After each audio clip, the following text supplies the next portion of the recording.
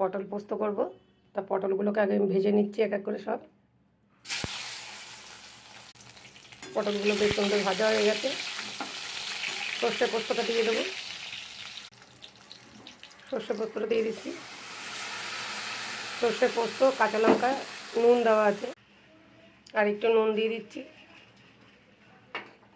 মিষ্টি দিয়ে দিচ্ছি, হলুদ দেবো, একটু হলুদ দিয়ে দিয়েছি।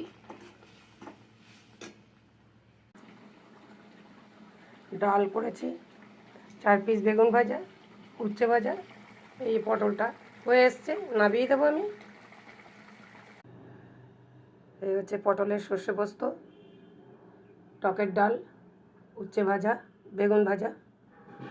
যদি আমার এই ভিডিও দেখে ভালো লাগে তাহলে একটা লাইক দিয়ে দেবেন, একটা সাবস্ক্রাইব করে দেবেন। ধন্যবাদ।